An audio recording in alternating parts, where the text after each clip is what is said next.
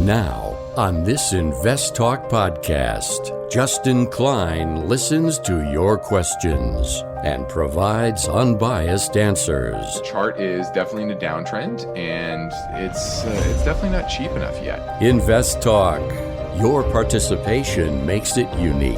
888-99-CHART. This is InvestTalk. Independent thinking, shared success. Justin Klein and Steve Peasley stand ready to take your finance and investment questions and share their unbiased answers. InvestTalk is made possible by KPP Financial, a registered investment advisor firm serving clients throughout the United States. The clarity for your path forward starts now. Here is KPP Chief Executive Officer, Financial Advisor, Justin Klein. Good afternoon, fellow investors, and welcome back to InvestTalk. This is our Wednesday, August 3rd, 2022 edition. I'm excited for this hour with you. And rarely does a day go by when we fail to hear at least one InvestTalk listener ask about investing in gold. So I know that this is a topic of interest, so I want to give a little long-term perspective here. And in today's world, we always have fiat currencies, and gold is typically a store of value.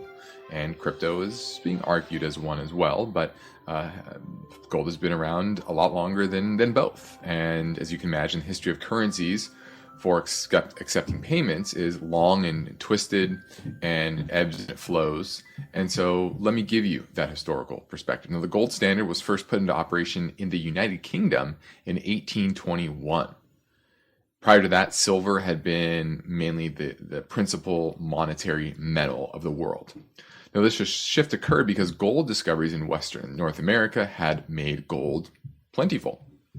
So there was a lot more gold to back currency to do business. And economies grow when the amount of money in circulation grows, when that becomes tight, when liquidity, right? Because basically that's what that is. When the current amount of currency goes up, that's more liquidity in the system, more money, quote unquote, to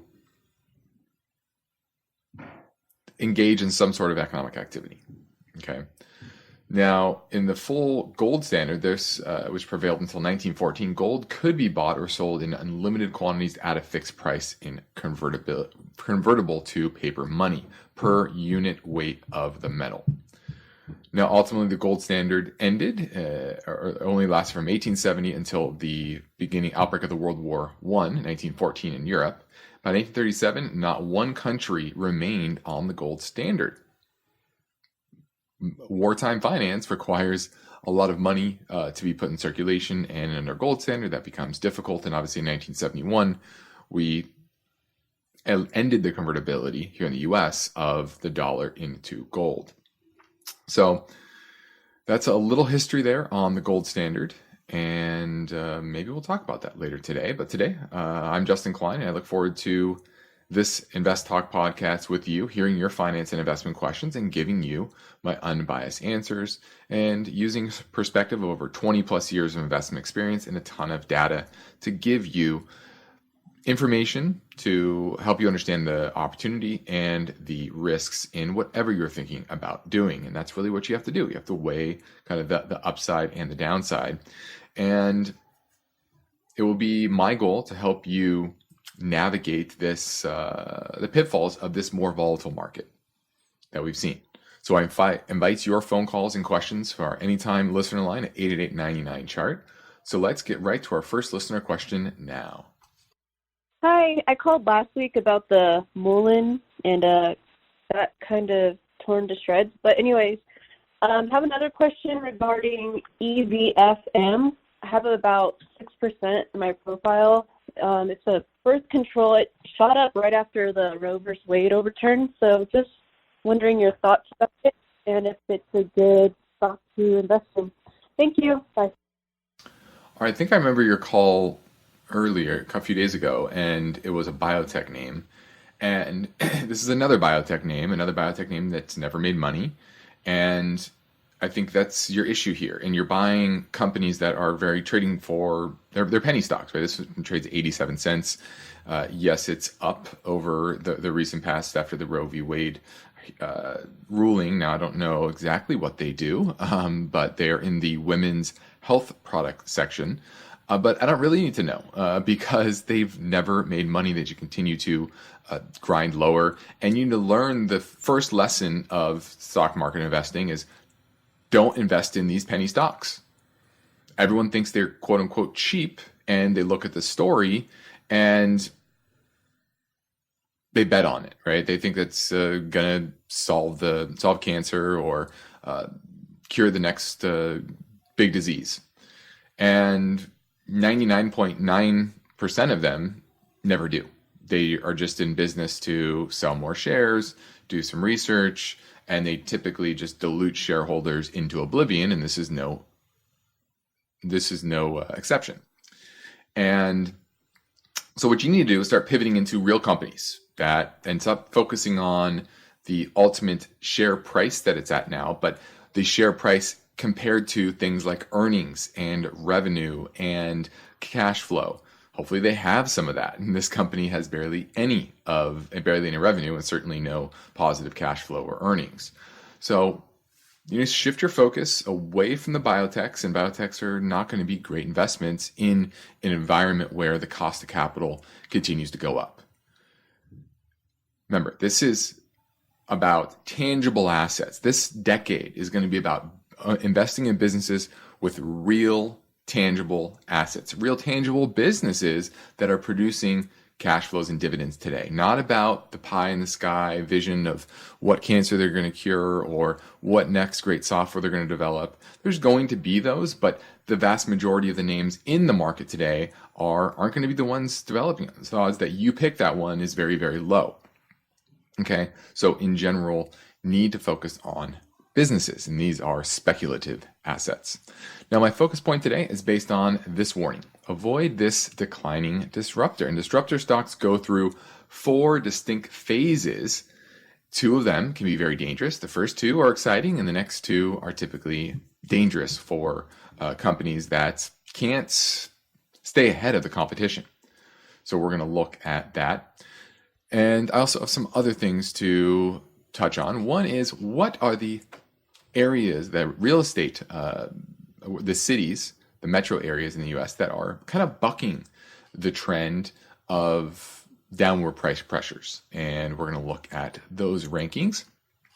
And then, why did the 10-year move up dramatically yesterday and today? And we're going to highlight those factors and why we're in more of a choppy interest rate environment, going into a more choppy interest rate environment. And then lastly, how are companies adjusting their cost structure in an environment where liquidity is not as easy? Individuals, consumers, and businesses aren't spending as freely as they were last year. And that means pressure on earnings. And you've seen that for the second quarter, earnings down slightly year over year. And that usually puts the CFOs and the C-suite into overdrive to figure out how to get back to some sort of growth of earnings, especially. And one way to do that is to cut costs. So we're going to look at what they're talking about as well after reviewing the earnings announcements. So that's what's on my mind, but ultimately I want to know what is on your mind. So give me a call at 888-99-CHART. Now let's take a look at the market today. The S&P was up 64 points, about 1.5%, and the strength was really on the growth side of the market. You had some earnings announcements that you had some good counter trend rallies, and we're starting to get to a level where if you were hoping for a rally to take some chips off the table, this is the area where you start to incrementally make those decisions. Where maybe you're still down. You're probably not going to get back, even for a lot of the names, especially if you're talking about companies that were high multiple growth names, went down 60, 70, 80%, and you're down 50% right now. You're probably not getting back to even. But as they rally, there's still now the ability to trim your position, take maybe a smaller loss, move that into positions that are more tangible shall we say, into businesses that really can produce longer term, actual true goods and services that are in demand today. And so these counter-trend rallies in growth over value are the times where you start to rebalance the portfolio.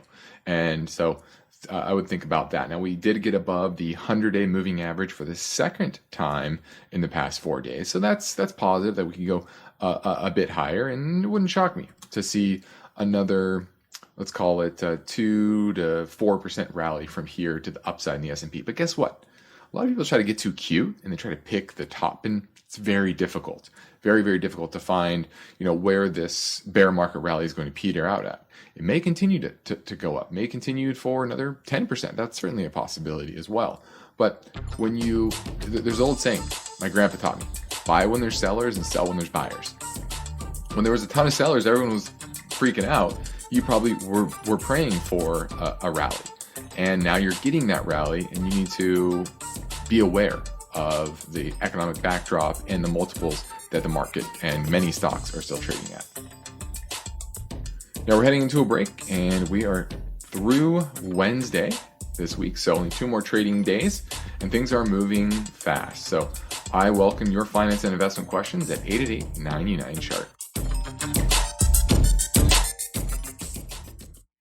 Why do listener questions make InvestTalk better? Which of these would you recommend? Because each caller presents fresh questions in their voice. I was curious if you still think aluminum has a ways to go from here. When do I know the right time to take profits?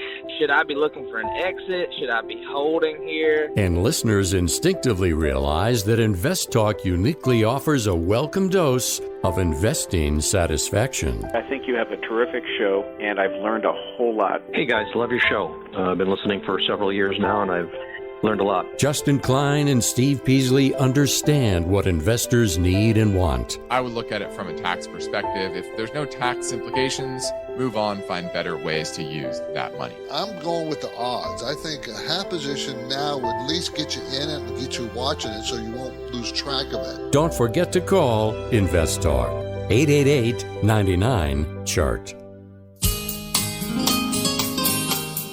The stock market is volatile. It's constantly changing. So how are you positioned? Is your portfolio properly balanced, or are you taking unnecessary risks? You can get guidance anytime for free if you go to investtalk.com and take the brief Riskalyze quiz. Hi, I'm interested to invest in some farmlands rate stocks. I like Gladstone Land. Ticker symbol is LAND. Can I have your opinion, please? Thank you so much. Bye. All right, this is Gladstone Land Corp, and this is a REIT, real estate investment trust, that owns 164 farms leased to 85 separate corporate and independent farmers. They're in Arizona, California, Florida, Michigan, and New England. Yields about 2.1%. And earnings expectations for this year, or funds from operation expectations for this year and next year, are coming down, but still growth over last year and expected to continue to move to all-time highs. The problem is that it's trading at a pretty steep multiple. Even if you go based on forward-looking earnings, it's probably north of 30, which is kind of on the high end of longer-term trends.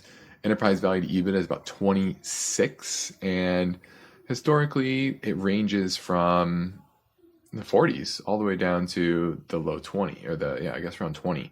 So from that perspective, it's not too far off. Let's look at some other price to sales ratio, about 10 times, which historically that's a little high. Usually trades closer to 6 or 7.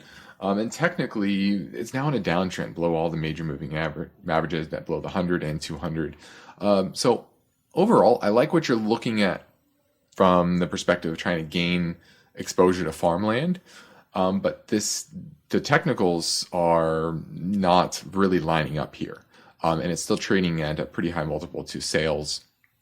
And I would probably be a bit patient. Now, where would I pick this up, though? Because there's always a price that it's worthwhile to pick it up. right high teens. Right now it's at 26 and change. If this gets into the high teens, I would set your alert at 20. It's below 20. That's when you start to think about picking up LAND, Gladstone Land Corp. Thanks for the call.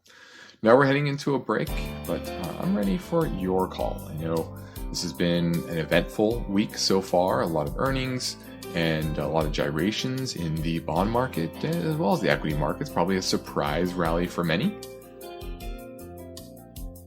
But ultimately, I want to know what's on your mind. I want to know, how are you thinking about this market? What opportunities are you looking at? What asset classes are you interested in or concerned about?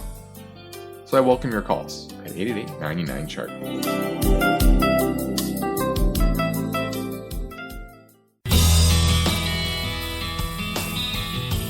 Each day, InvestTalk listeners submit their finance and investment questions via phone or email. Would you like your question to be put near the top of the list? Just take a minute or two to leave a review and rating for InvestTalk at iTunes, and be sure to include a brief question with your iTunes review comments. We're going to go up to the Bay Area and talk to Dan, and let's talk about BHP. Do you own it or looking to buy it? Hi, Justin. I've got a very small position, and I was thinking about buying more, but I wasn't sure. But the dividends are really high. I didn't know if it's safe, and if you had any concerns with regards to it being in China and some of the other countries that may be hard to manage. Yeah, well, that's clearly why the stock continues to trade at relatively low multiples. Now, remember, commodity names in general trade at low PEs, low price of sales, et cetera, because their business is so inconsistent. They're price takers typically versus price makers. Think of Apple, right? Apple can kind of pick their own price, whereas if you're a commodity producer, whatever the market is. Now, one thing you have to look at with their dividend, though, is it's recently come down. So I wouldn't bank on that large dividend to be sustained longer term. And there certainly is worries of what's happening in China because this is based in Australia and they supply iron ore, copper, and metallurgical coal. And China has been their biggest customer over the years. And obviously what happened with COVID and basically Australia blaming COVID on the Chinese Chinese gain of function research being done in Wuhan, and the Chinese government didn't like that, and so they put some sanctions on Australia, and that impacts companies that are exporting out of Australia. So certainly some impact there, but you're getting it at a pretty cheap price. You're looking at enterprise value even at 4, which historically doesn't trade at a high multiple, but 4 is near the low. So it is pretty cheap, but it's cheap for that risk, geopolitical risk. So having some of this in your portfolio is not bad.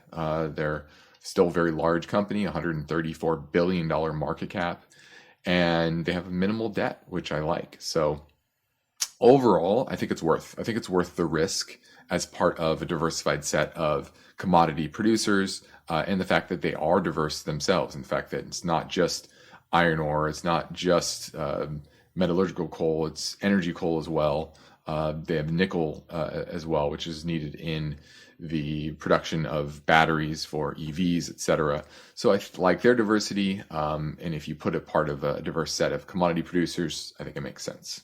Thanks for the call.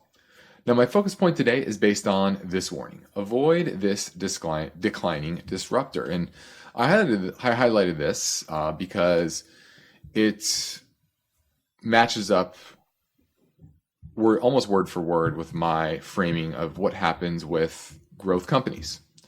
And there are 4 distinct phases. One is the introduction, where companies come out of nowhere, never heard of them, and they start to make little splashes. The introduction period. They use Netflix as an example. So Netflix came early on and they were competing with Blockbuster and you can mail in your discs, etc.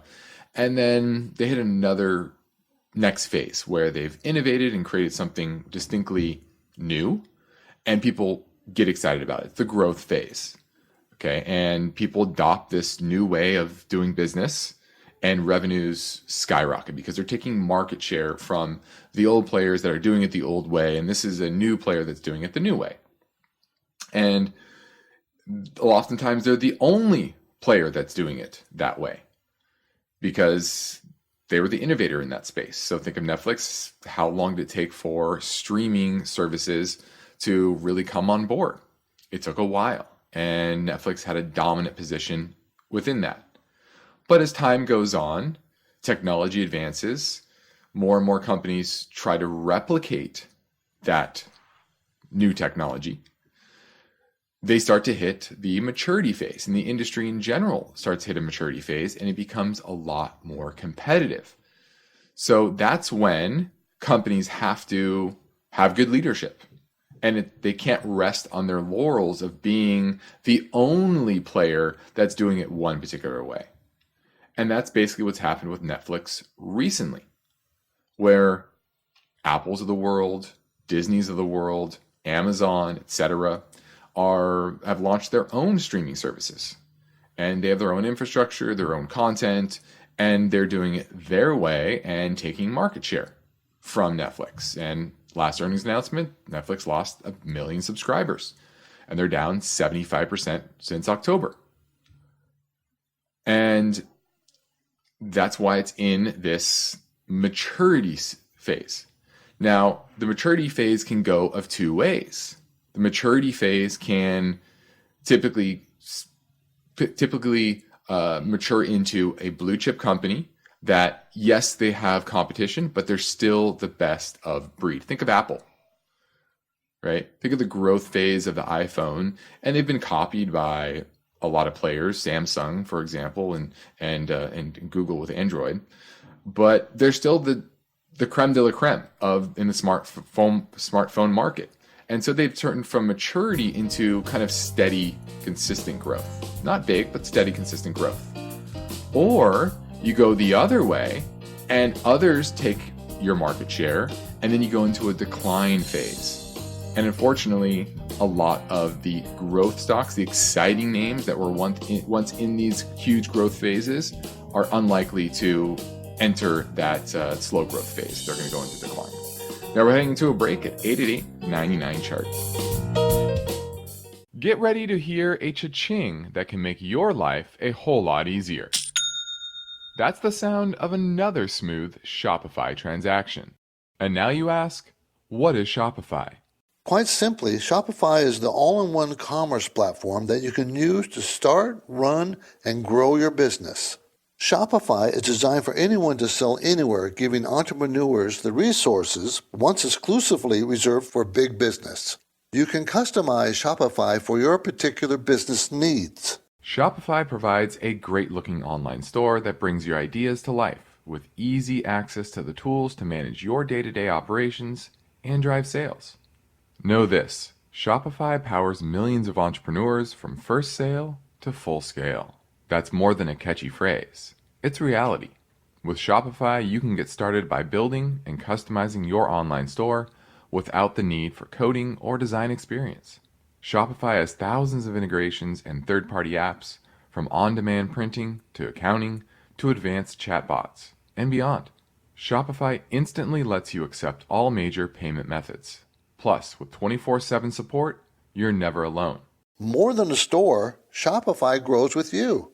Are you ready to take your dream to the next level? Go to shopify.com/invest, all lowercase, and get full access to Shopify's entire suite of features. Start selling on Shopify today. Go to shopify.com/invest right now. Shopify.com/invest. With Vanguard Advice, no matter what your retirement goals are, they can help you get there and enjoy it for years to come. The financial journey is all yours, but you never have to take it alone. That's the value of ownership. Visit Vanguard.com and explore Vanguard Advice. All investing is subject to risk. Fund shareholders own the funds that own Vanguard. Services are provided by Vanguard Advisors Inc., a registered investment advisor. The markets react to uncertainty. Are you prepared? Is your portfolio balanced? Is it optimized? Your financial future depends on the answers to those questions. Justin Klein is here now and ready to talk with you. Call InvestTalk, 888-99-CHART. Next, InvestTalk, the story behind this headline. The housing market correction has taken an unexpected turn. Now, when it comes to housing transactions, monthly payments are everything.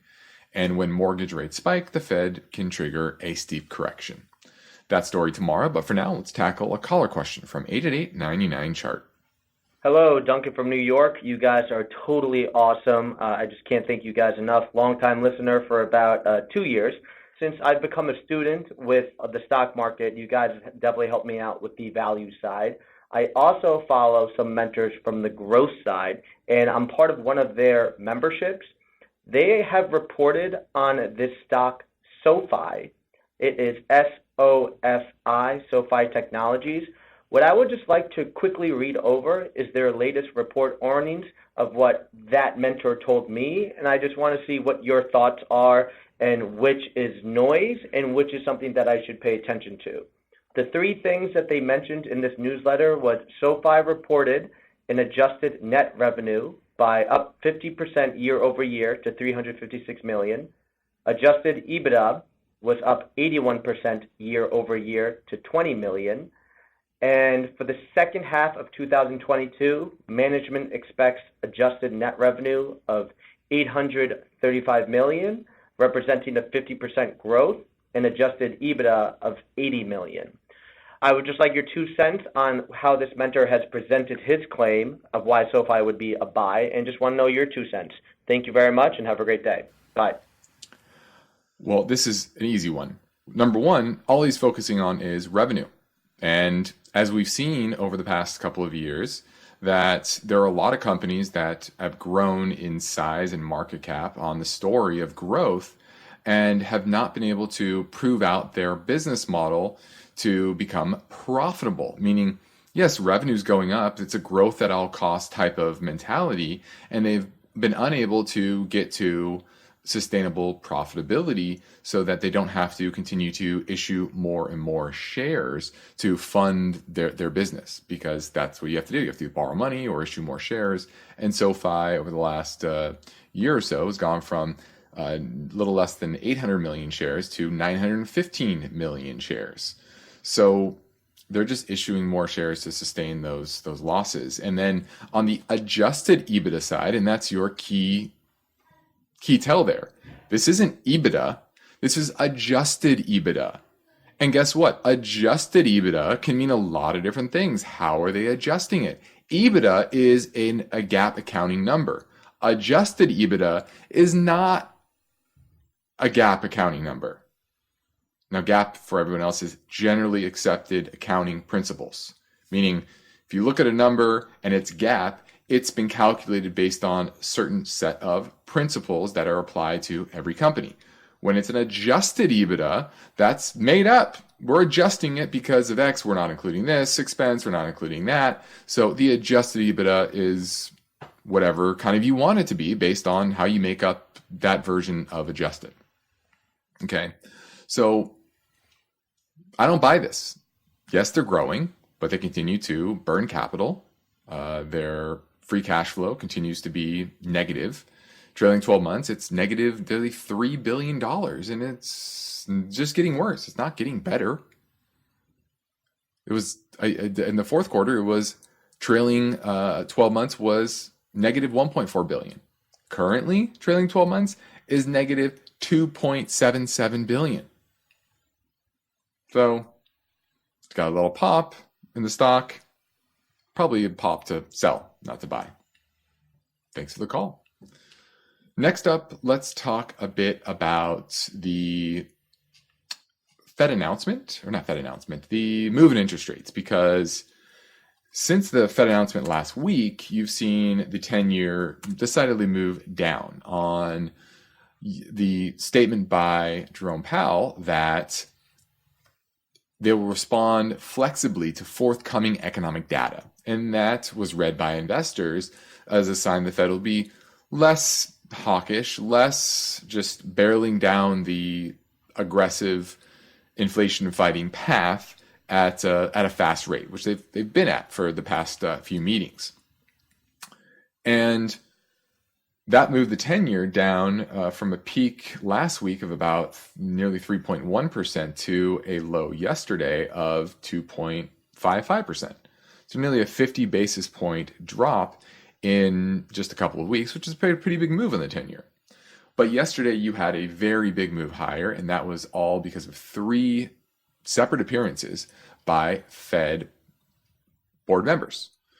And it was a change in sentiment from what Jerome Powell was saying. And this was from Fed Governor Loretta Mester, Mary Daly, and Charles Evans. Now, Daly said that a pivot to rate cuts, which the market has priced in the first half of 2023, is not their, quote, modal outlook. And she said, the outlook I think is most likely is really that we raise interest rates and then we hold them for a while at whatever level we think it's appropriate. Now, the market is taking that as hawkish, but I really don't see it that way.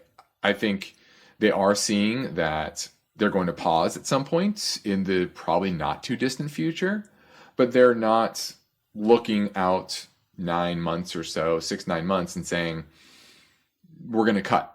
Why? Because the Fed doesn't think that far ahead. They're not good at understanding the impact of various factors, including their own policy, on the economy 9 months from now. Whereas the market is a lot better at that. And so if the market is pricing in Fed rate cuts, I believe the market more than the Fed, especially when you're looking out 9 months. Okay. Now, Mester and Charles Evans, they kind of said the same thing, except for Evans said that 75 basis points could be the move in September, while the current expectation is 50 basis points.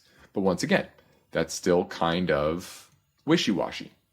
And he said, we have more work to do because we have not seen the turn in inflation. And that, once again, is not something that the Fed is typically good at, really understanding the price trends or the economic trends going further out. They're very reactive. They're not proactive. And if you look at the ISM Manufacturing Index, Prices Paid Index, that came in on Monday, that was the biggest drop in 12 years. Well, today we had the US ISM Services Prices Paid Index, and that had its third consecutive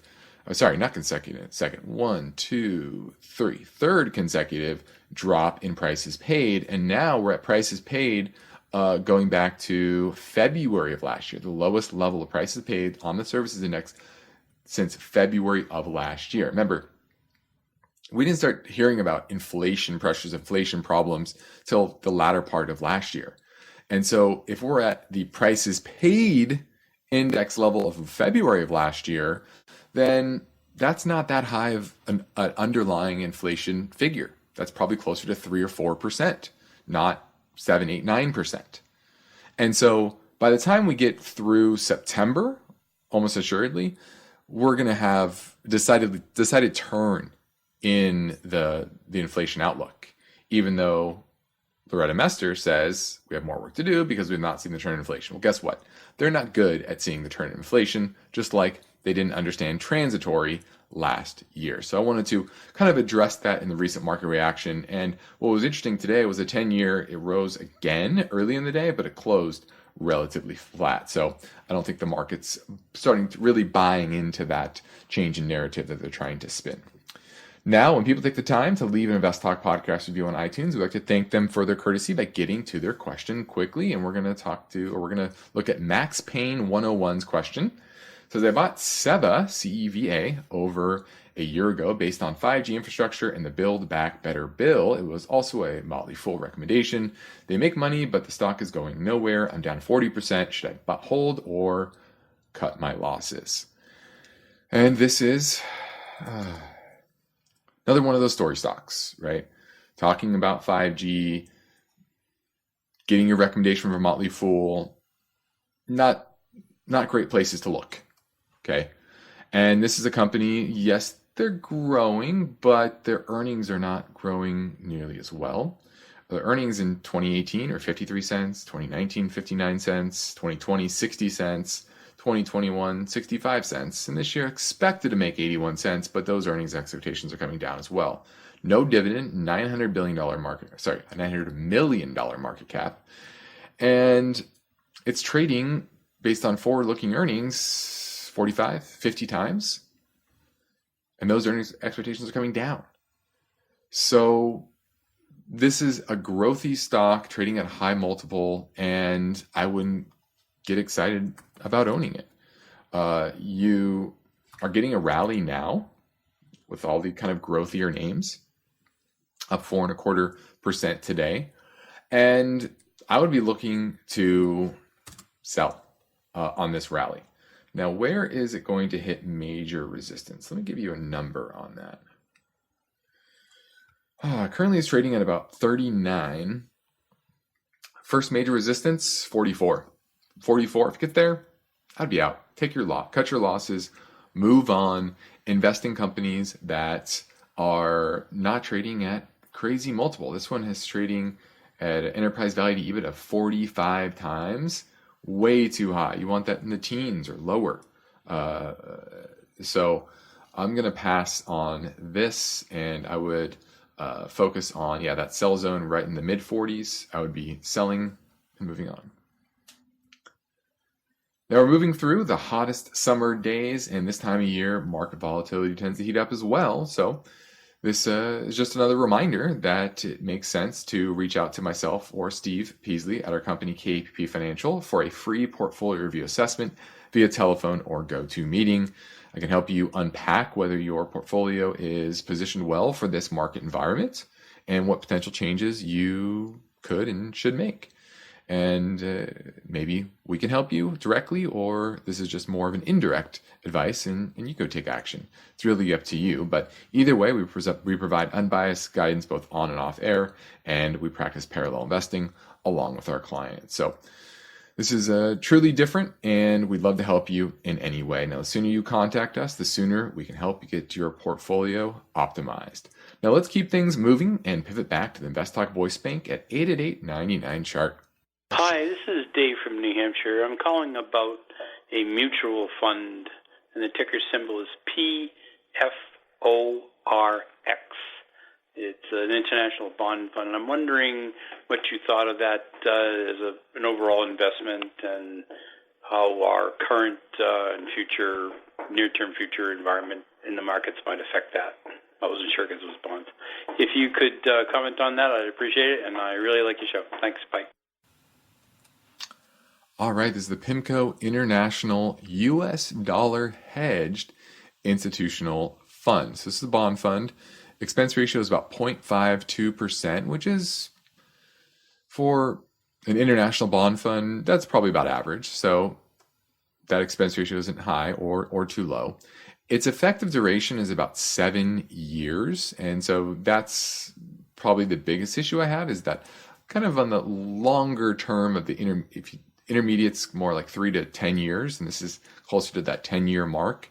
And so I worry a bit about that. Now, the good thing is it's US dollar hedged. So when you're investing in international bonds, that's one thing where you have currency risk.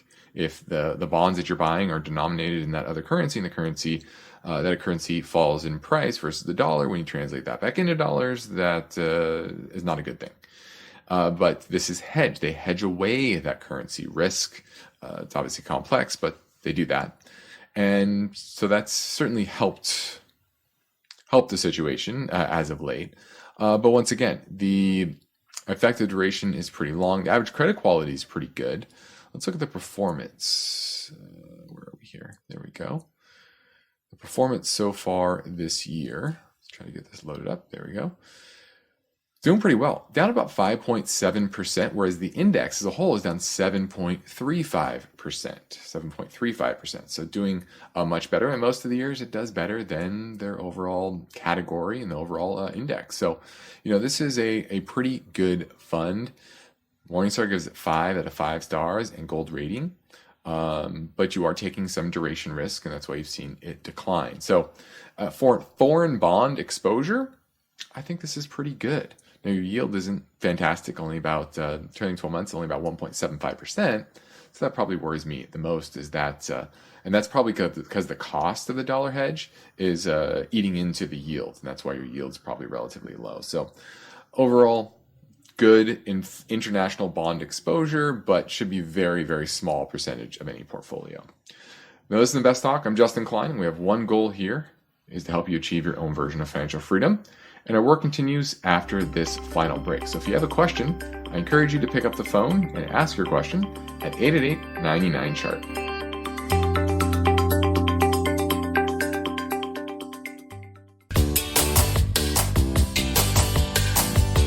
For investors, the goal of achieving financial freedom requires unbiased information, strategic planning, and determination.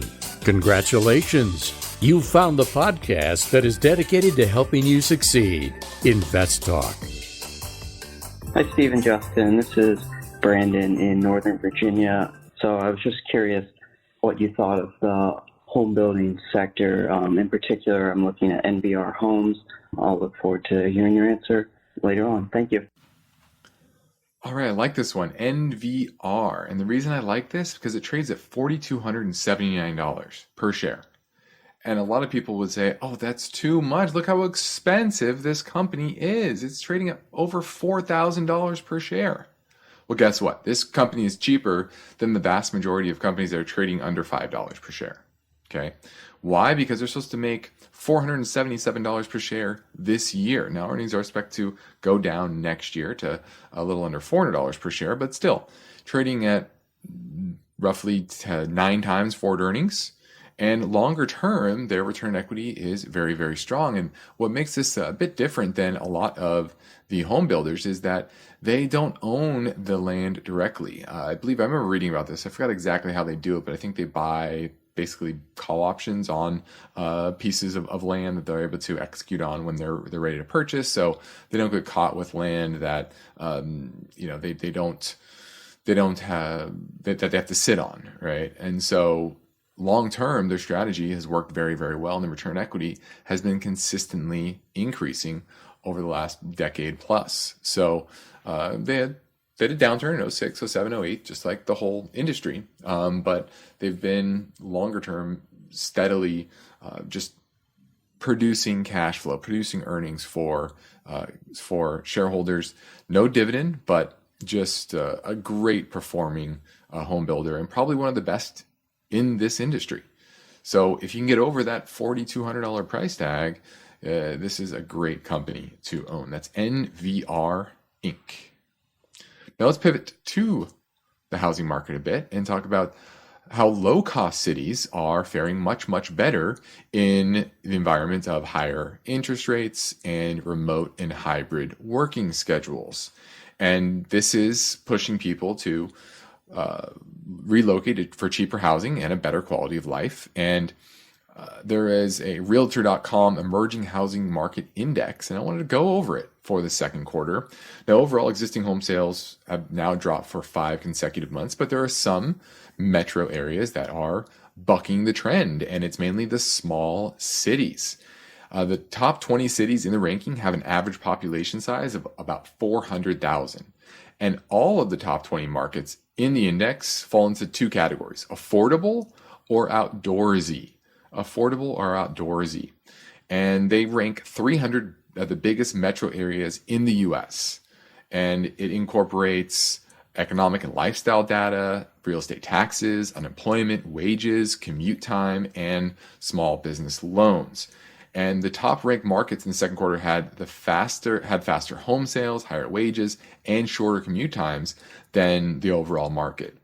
And 3 of the top 20 markets in the second quarter were in North Carolina. Burlington was number 2, Raleigh number 6, Durham, Chapel Hill number 12. Number 1 was Eckhart, Indiana. Johnson City, Tennessee was number 3. Fort Wayne, Indiana was number 4. Billings, Montana. Raleigh, North Carolina. Like I said, Rapid City, South Dakota. Northport, Florida. Topeka, Kansas. And what's interesting, We had a California city sneak in there, or metro area, Visalia, which is up near, Santa Barbara. Now, this real estate brokerage Redfin said 32.6% of shoppers on the platform searched primarily for homes outside their metro area in the second quarter. That's up from 32.3% in the first quarter and up from 26% from before the pandemic. So you're seeing over 6.5% more home buyers are looking outside of all the home buyers are looking outside their area. And the housing market's in a transition, and some markets are going to be hurt more than others.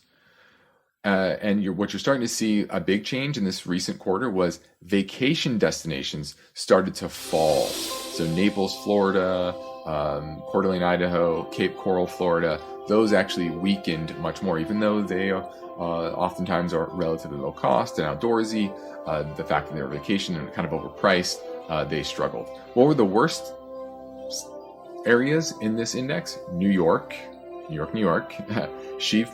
Shreveport, Louisiana, Odessa, Texas, Pittsburgh, Pennsylvania, and Jackson, Michigan. Those are the 5 on the bottom of this list. Now, I'm Justin Klein, and this completes another InvestTalk program. Steve Peasley and I thank you for listening. We encourage you to tell your friends and family about our free podcast downloads. And our official InvestTalk downloads count should cross over 44 million Friday night or Saturday. So it's exciting news, and we thank you for that. And you can find your podcasts anytime at iTunes, Spotify, Google Play, and be sure to rate and review on iTunes. Independent thinking, shared success. This is InvestTalk. Good night. InvestTalk is a trademark of KPP Financial. Because of the nature of the interactive dialogue inherent in the format of this program, it's important for the listener to understand that not all comments made will apply to them. Specifically, nothing said shall be taken to be investment advice, or shall statements on this program be considered an offer to buy or sell security. Because such advice is rendered solely on an individual basis and at times will require that the investor review a prospectus before investing. InvestTalk is a copyrighted program of Klein, Pavlis, and Peasley Financial, a registered investment advisor firm which retains all rights. For more information regarding KPP's investment advisors, call 1-800-557-5461.